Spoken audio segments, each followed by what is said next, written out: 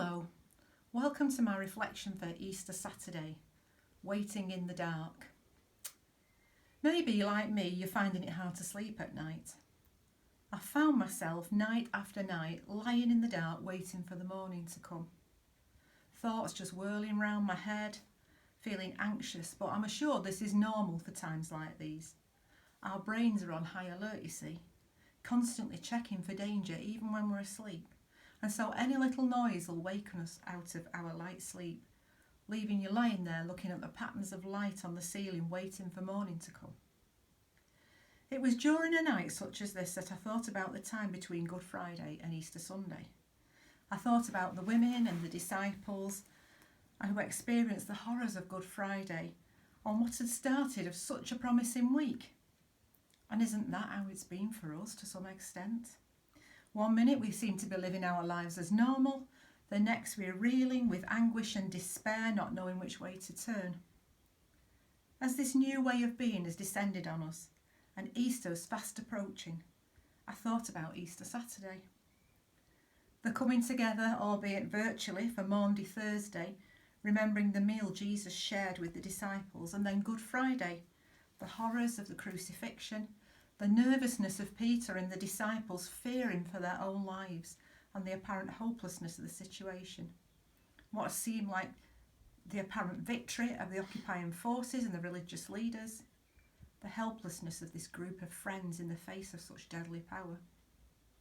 But the day between Friday and Sunday is hardly ever mentioned. It's not mentioned in 3 of the Gospels at all. It was a day of silence, of waiting, of fear, of uncertainty, a day when it looked like the darkness had won.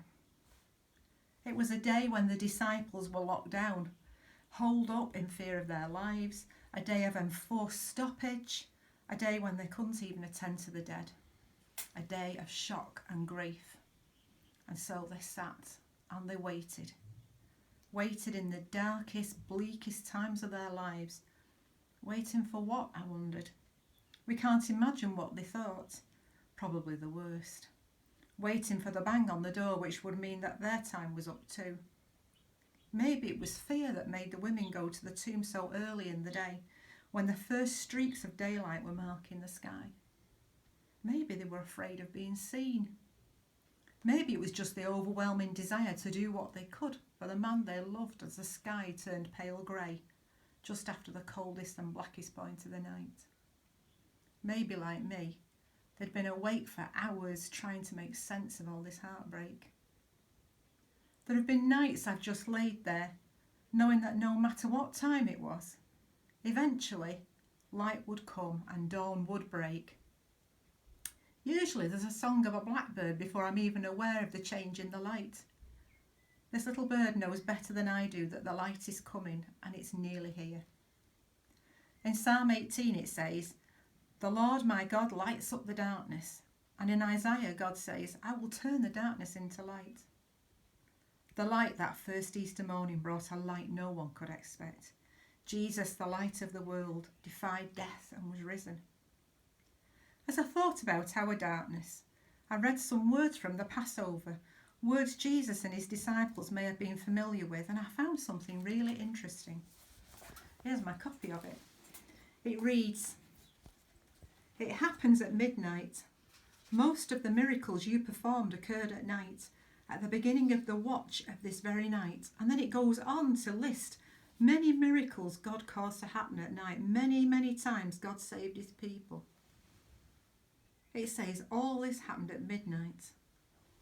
And like the watchman, may we all cry out, "The morning has come," as did the night. It always happened at midnight.